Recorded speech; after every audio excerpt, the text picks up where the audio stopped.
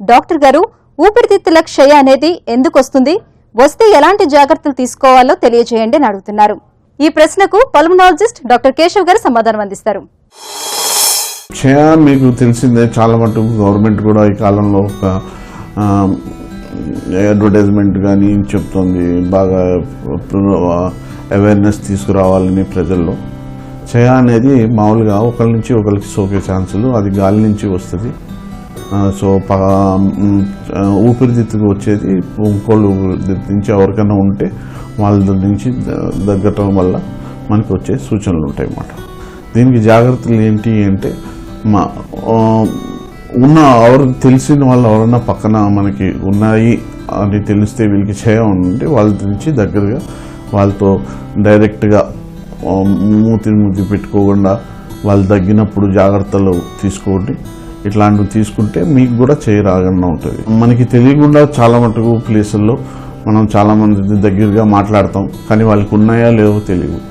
కానీ ఏదైనా కానీ మనం మంచి ఆహారం కరెక్ట్ టైంకి తీసుకోవటం, ఎప్పుడన్నా మనకి దగ్గు కానీ 2 నుంచి 3 వారాలు ఎక్కువ కానీ ఉంటే వెంటనే డాక్టర్ని సంప్రదించి ఒక ఎక్స్రే తీసి తెమడ పరీక్ష చేయించుకుంటే మనకి ఉందా లేదా అనేది ఎర్లీ స్టేజ్లో తెలుస్తుంది. టీబీ, ఆస్తమా ఉన్న వాళ్ళకి టీబీ కూడా వచ్చే సూచనలు ఉంటాయి.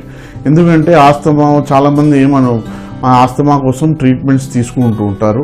కొందరు అన్కంట్రోల్డ్ ఆస్తమా వాళ్ళు ఇన్హేలర్స్ తీసుకుంటాం వల్ల దాంట్లో కొంచెం మందుల్లో కంటిన్యూస్గా ఆ మందుల మీదే ఉంటారు. సో బాడీ ఇమ్యూనిటీ సిస్టమ్ తగ్గి ఉండి పక్కన ఎవరికన్నా ఉంటే వచ్చే సూచనలు మనకి ఆ పేషెంట్కి, ఆస్తమా ఉన్న పేషెంట్కి జల్దీ జరగచ్చు.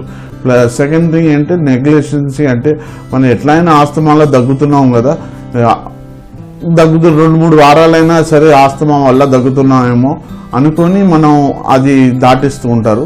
కానీ సడన్గా బాగా పెరిగిపోయిన తర్వాత డాక్టర్ దగ్గరికి వెళ్ళిన తర్వాత ఎక్స్రే చూడంగానే చాలా మటుకు పెరిగిపోయి ఉంటుంది.